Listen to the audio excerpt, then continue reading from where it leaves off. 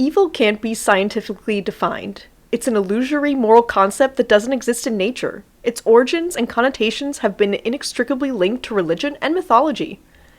If my Matthew Gray Goobler impression wasn't good enough for that quote, then I'll spell it out. This week we are talking about the pilot episode of the iconic, beloved, and 16-season-long television series, Criminal Minds.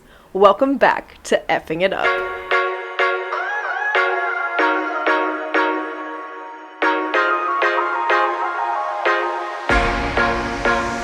Maya, you know how I said before that one of these days I'm not going to watch an episode and see if you notice? I seriously considered it for this episode because I thought it would be very funny and fit into the mystery theme.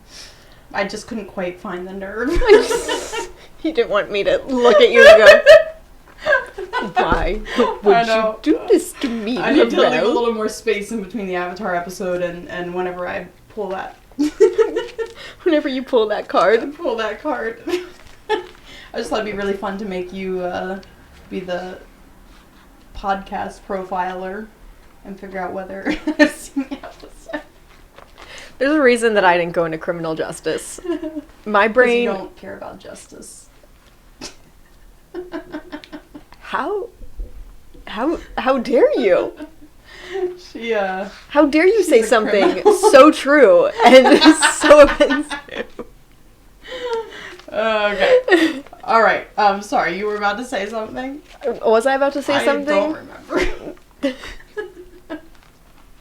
It's off to a great start. I'm trying not to reveal my notes, but there's no, good way to hold my notebook. Well, I couldn't read them from here even if I wanted to, so... How blind are you? Why are you being so hateful? I'm sorry that your pipes burst in your house and you had shit coming out of your walls. But that's not a me problem, Lorelle. That's a you problem. Shit coming out of the walls at home. Be a great heavy metal album. I'm really happy that I chose to dress like Spencer Reid today. It's a great look, but yeah, this is not the weather for a Goobler look, if you will. But when I saw we were doing Criminal Minds today, before I even watched the episode, I picked out my outfit. I hope you know, despite all the things that I say on this podcast, I really would do anything for you. I was just like, I can't wait. I haven't really watched Criminal Minds much, but I already know, of course, Spencer Reid would be my favorite character.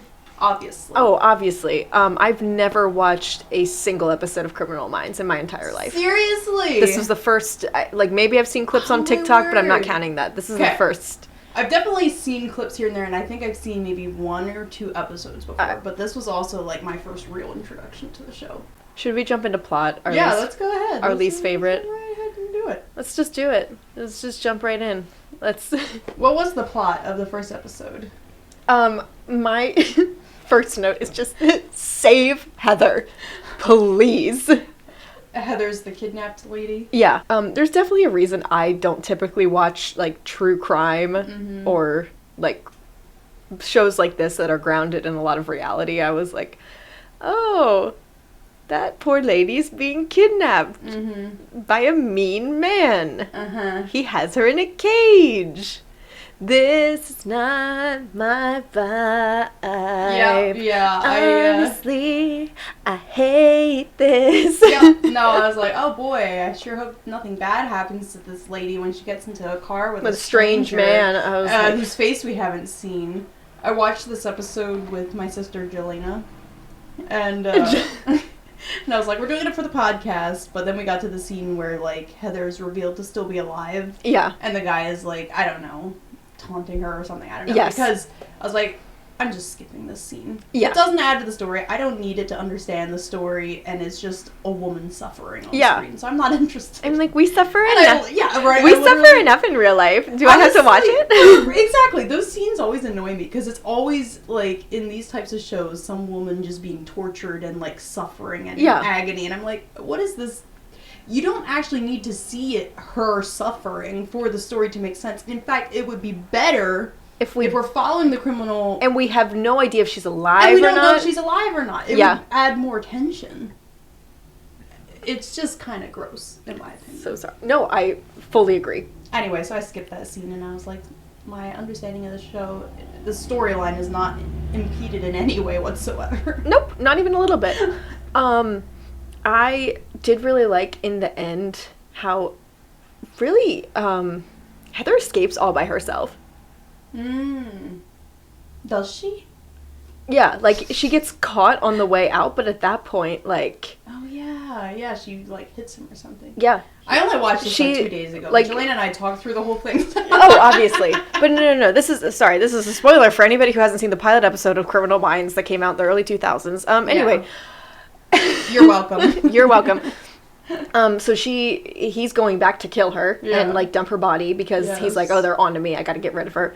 And he opens the cage and she's kind of pretending to be, like, down and out. And then all of a sudden, I wasn't expecting it either, she just out of nowhere just kicks the shit out of him and then blindfolded books it out of there. And I was like, good okay, for you, lady. Thank you. Yeah. I'm like, really? Homegirl saved herself. Yeah. Because I don't know if they would have figured out which boat she was on quick enough if she hadn't done that. So it's like, I appreciated that they made the kidnapped victim, like, an active participant in her own rescue. Like, she wasn't quite as much of just a stand-in for gratuitous violence. Yeah. Like, I'm not saying this is Heather was a fleshed out character, but I appreciated the bare minimum. Honestly, she was just about as fleshed out as everyone else. Yeah. I'm revealing my thoughts a little bit, but does this mean we're gonna jump into characters, Lorelle? Yeah, I mean, honestly, what do you need to know about the plot other than then someone gets kidnapped and the team is trying to figure out who she is, and we are introduced to the different members of the team throughout that. Yeah, that's really the plot. That's the whole TV series. Yeah, over and over and over again. Oh, we say this having not actually watched the show. Everybody's gonna be like, actually, you're wrong. Well, if you had actually watched the show, if you had watched it, this wouldn't be an issue.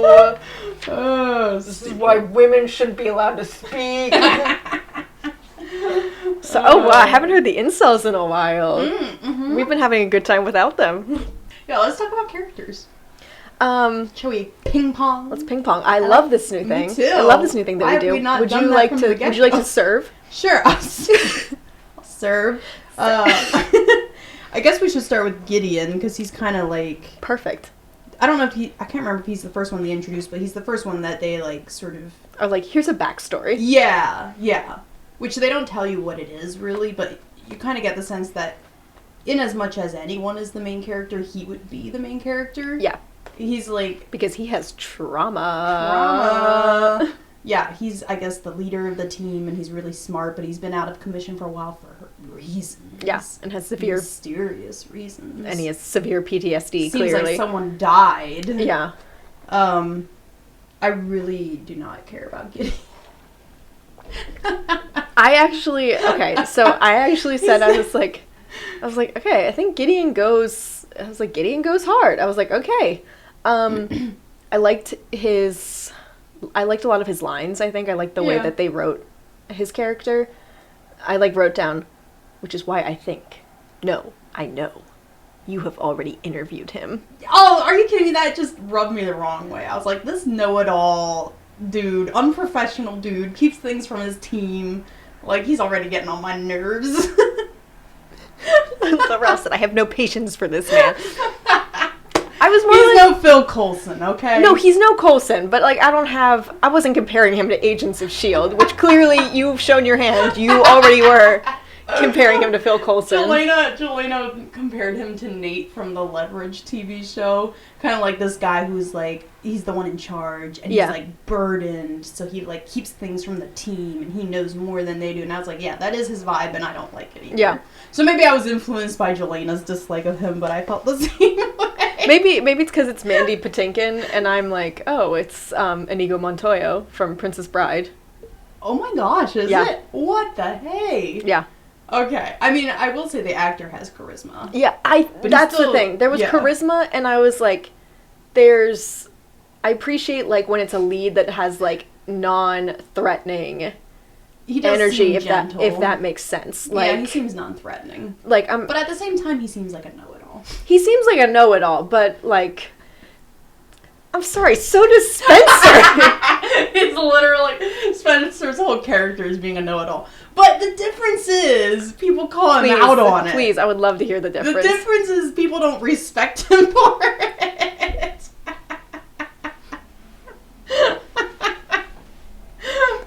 Anyway, no, you're right. You're right. I mean, I don't really have anything. That's not true. I can't say I don't have anything against Gideon. You clearly have something against Gideon. But he's not bad. He just didn't really speak to me. All right. Did you want to talk about Spency? Yeah. Should we talk about Spency? Little Spency pie. Little Spency pie. Little baby boy. Little baby boy. Literally all I wrote is Spencer's a little cutie patootie. I have never been less attracted to a character in my life. Right. I'll say specifically, I've heard that Spencer is a character that a lot of girls go crazy for on Tumblr, and I'm like, this is an annoying little man. Literally, the only note I wrote was, "Okay, we get it." Like, for real. I have a lot of opinions, and I'm going to tell you all of them right now. I know, and he kind of sounds like Kermit the Frog. Yeah, and he's like, I know literally everything. Every fact is stored in my brain. Yeah. And I'm excited to tell you about it. Also, I'm a genius. Like, he's the worst. I still like him. Oh, no. I had zero problems with him. I was like, he's the obnoxious, like, know-it-all kid that everyone just loves anyway. He's the know-it-all character done right, as I would argue, like, Sheldon Cooper from The Big Bang Theory is the know-it-all character done very annoyingly. I feel like one of the things that makes Spencer's character fun is that he is a know-it-all, and he does annoy the team sometimes, but they still clearly love him and respect him. And most of the time they like him. Yeah. I love the whole little bit, like, do you know why Gideon refers to you as doctor? And he's like, so that they won't see me like a kid. Mm-hmm. He's like, so they'll give you the respect that you deserve. Yeah. And I was like, moment, like a little team building moment. It's like, oh, I wish we could have had more of that. I wish we could have had a little more, in-depth look into the characters, because I felt like I walked away not knowing any of them. I thought the same thing. I said to Jelena, I was like, we don't know anything about these characters. For a pilot episode, we hardly establish anything about them. Any dynamics, any relationships, Yeah, and for example, we haven't talked about her yet, but the character Penelope, whatever her last, Garcia maybe? Hang on, wait, can we come back to Penelope real quick? Well, I just wanted, they introduced her separate from the team. Yeah. And we'll come back to her. We'll come back to her, because literally all I wrote about Morgan, I was like, he's pretty? I wrote gross. Like Derek Morgan, right? That's his yes. name? Yeah, so I've seen clips of his character interacting with some of the Penelope especially. Yeah. And I was like, oh, he seems fun. I think I'll like him. And then I watched the episode and I was like, he's annoying. He's overbearing. He's judgmental. He's creepy. Yeah. Like, ew. Mm-hmm. They must either change his character entirely or flesh him out or something. Yeah, episode 1 Morgan, episode 1 Dorgan. Episode 1 Dorgan. Episode 1 Dorgan. Anyway, not a fan. Did not like him at all. No. In fact, out of all the characters, I liked him the least. And that's including the murderer. Yeah. Well, I said Hotchner? Aaron Hotchner, is that the other guy? Again, I had to look up their names because I couldn't because they hardly say their names. Yeah, I couldn't pick up who they were. I just said Hotchner is something. He's a blank slate. I said just a nice guy with a pregnant wife. I was like, is there anything else? And then it got worse because Elle, I think her name is, just showed up. Literally, I wrote Elle with a question. Elle, question mark. I just said, I feel nothing. Yeah. Yeah, she's completely superfluous. She's just there to be the woman on the team. She's literally just the woman and has a weird interaction with Morgan. And I'm like, I don't even know if she continues on in the series, because I know Paget Brewster is a character. Yeah, I Googled Elle just because I was like, I did not know that this character existed. Like, most of these characters I was aware of, but Elle I wasn't familiar with. And I think she leaves pretty early in the series. Yeah. But I don't know why. Probably, I didn't care enough probably to find out. probably no offense to the actress, but probably because they had no idea what to do with her character, and she had zero chemistry with the rest of the cast. You know, I watch a show for team dynamics, and the team dynamics in the show was lacking. Were shite. Yeah, they were. At least in the first episode. At least absolute in the first shite. episode. I felt that way too, because I was like, I know nothing about these characters, and I don't really care about them. Even Reed, who I was like, I had already decided I was that you liked him. I was like, he's not really doing much either. Like, he's just kind of. Really, this is the reason I liked Gideon the most was because he was the most fleshed out and had the most backstory given to him. You're right. He was the only one that was kind of like.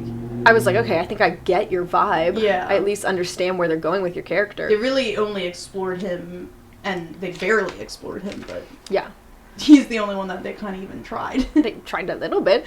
But going back to Penelope Garcia real quick, I wrote in all capital letters, thank God Penelope showed up. And I was like, oh, good, she's here. This is going to get better. We're going to get some humor. We're going to get some chemistry. And then she was gone. I said, for 5 seconds! I've been vaccinated slower than how long Penelope was on screen. So yeah, she literally, like, why did you even have her in the episode? I was so She mad. literally shows up over the phone. Like, she doesn't even interact with any of the characters in person. Yeah. It's like, who is this girl? Yeah. And then she disappears, never to be heard from again. I'm like, the pilot would have been so much better if you just had Penelope in it the whole time. We could have just followed her the whole time. I liked the first criminal that they interviewed. I've seen that guy here and there, and he is pretty funny. The gangly one? Yeah. Oh my word, he is so creepy. Yes, and I'm saying this as a compliment. That actor did so well with that, because he was really giving Norman Bates. Maya, every from scene Psycho. that he was on screen was like the most interested I was.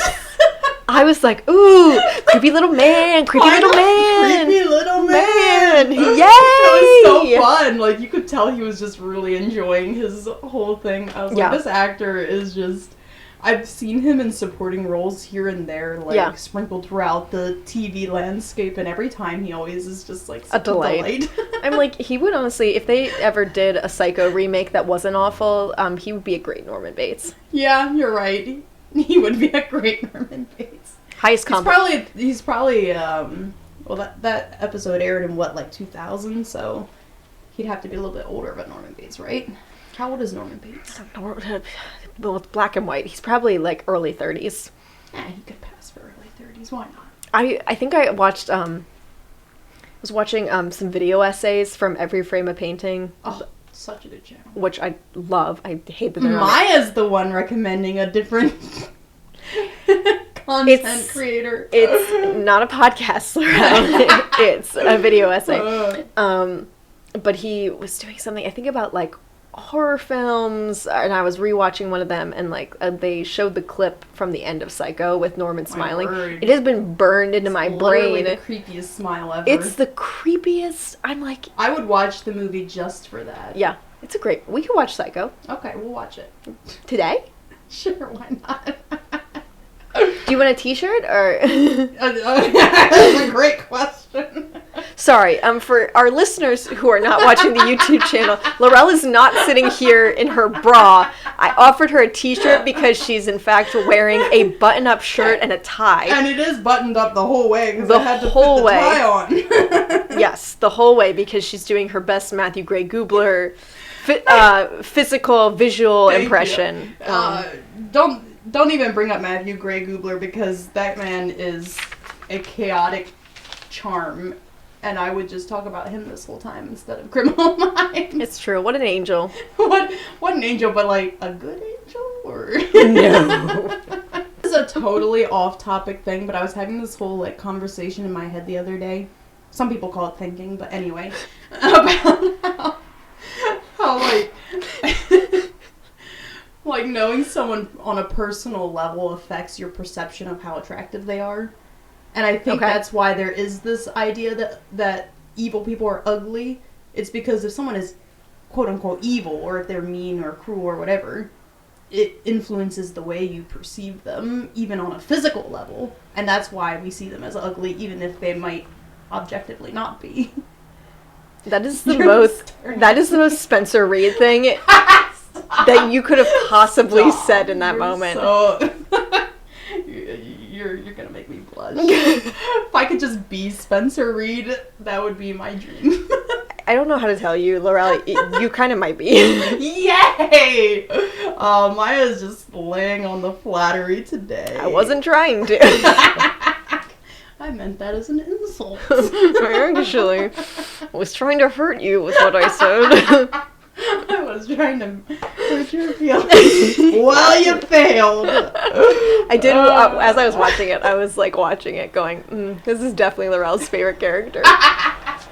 Oh man, I love him. He's such an obnoxious dork in the best way. We love an obnoxious dork. We exist. Really do. We exist as that stereotype on a daily basis.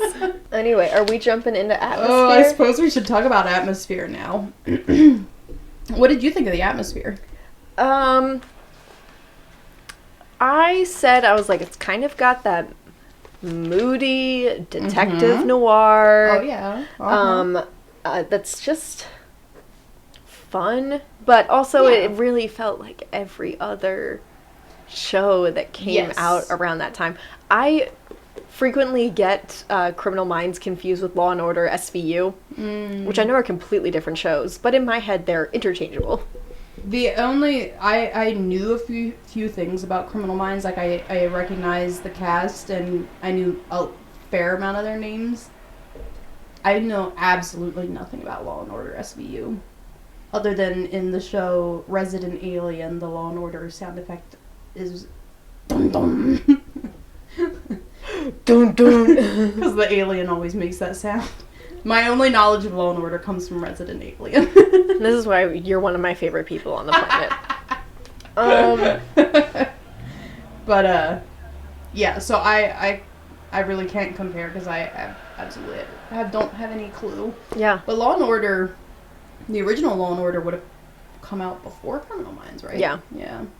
It's just kind of like really doesn't stand out to me. It's kind of like How I Met Your Mother, where it's like nothing about the atmosphere, like the setting. I kind of blame it on CSI, but in the 2000s there was just this tidal wave of procedural police dramas. Yeah. And yeah, for a while they all looked the same. And then they started being like, we have to have a shtick. Our guy is a psychic or a fake psychic. Or our guy. Perfect. Yeah. I know what you're referencing, and I love it. I wish we were talking about Psych right now. Right? Oh, Psych is good. I was just rewatching some episodes the other day. I was like, this is so fun. It's so funny. I was like, Lassie's more of an idiot than I remembered, but this is still very fun. But yeah, then they started adding shticks, and then all of a sudden people got tired of procedurals, and yeah. I don't know, what do we do now instead? It's all fantasy. TV has changed so much. I was thinking about that watching this, because there are how many episodes in season 1 of Criminal Minds? It's like so many. And then I was thinking nowadays you don't make a TV show unless it's only 8 episodes. Mm-hmm. Alright, so I have opinions about TV. You? I know that this will come as a shock to you. You, a woman, has opinions? So, I have so many opinions, and I don't even work in the industry. I'm just opinionated. But first of all, so I was talking about how like these shows in the 2000s would routinely have longer seasons, and I looked it up just now. Season 1, 22 episodes. Season 2, 23. Season 3, 20. Season 4, 26 whopping episodes. Alright, then a lot of episodes. And I looked up their most recent season, which it looks like they're still airing. Maybe it's a revival. I don't know. Yes, there is a revival. Okay. Actually, I did hear that. But season 16, 10 episodes. Like, this is just the trend that we've taken. And I wouldn't say it's always a bad thing. Sometimes shorter seasons are good. 26 episodes is too many. 26 episodes is far too many. For the team working on the show, that has to be brutal. Yeah. Like, do they just never see their families? No. That can't be healthy. I don't approve of 26 long seasons either. I think that's too many episodes. But nowadays, every show has to have 8 episodes. And for some, that works. Some stories can be told in 8, 1 hour long episodes. Some shows, it does not work. And we're missing out on that ability to explore in a really in-depth way. Yes. Like, there's no time for side stories. There's no time for filler. Mm-hmm. And sometimes filler can be bad. I would argue that some filler is objectively bad. Yes. Like, when you're watching an anime and they're literally just recapping shows and then they repackage it as an episode. That's dumb. Ugh. Or like One Piece levels of filler. I'm like, just get to the story. Not that I watch One Piece, but I'm too cool for that. I had no idea what you were even reveal. I had no idea what you were even talking about, Lorelle. I would never reveal that I watch anime on this podcast because I'm far too sophisticated. But anyway, moving on. You're a weeb. I know. But I do think that some filler is good, and it gives you a chance to see characters from a different angle. Yes. And to like explore things you never would have had the chance to see before. You can see, whenever they would have let's have a character X and character Y episode. We've never seen them grouped together before. Let's send them on an adventure together. Like, you would never do that anymore today because everything is in service of the plot. Mm-hmm. And it, like, has to happen, and I think that's sad. It takes all the magic and the heart and the charisma out of a show. Because they don't give any, like, I think we've said this before, but there's no breathing room. There's no breathing room. There's no time for characters to just be characters and exist. Yeah. So I think this new 8-episode season format is killing television. You like the levels on that? Why don't you take it one more time just so we have a backup? I think that this new 8-hour episode per season format is killing television. Perfect. Thank you. That's just one of my many opinions about television. This has been Lorelle's television soapbox. I loved it. Thank you. Anyway, we were talking about atmosphere, but... Yeah, there isn't one. Anyway... Well, I did have... Hang on. No. We can skip atmosphere. All I said was a lot of brooding, which is basically what you said. Because you said it was moody. Yeah. Gideon broods a lot, for example. Broods a lot. Constantly just sitting and, like, staring off into the distance. I did want to bring up one thing that this show does that I appreciated. This will shock you, Maya. But it's colorful. Not colorful in the way that you would think, because the colors are all very deep. Yeah. But it's not desaturated like a lot of brooding crime shows are. Yes, I hear what you're saying. It actually did have colors in it. And I appreciated that.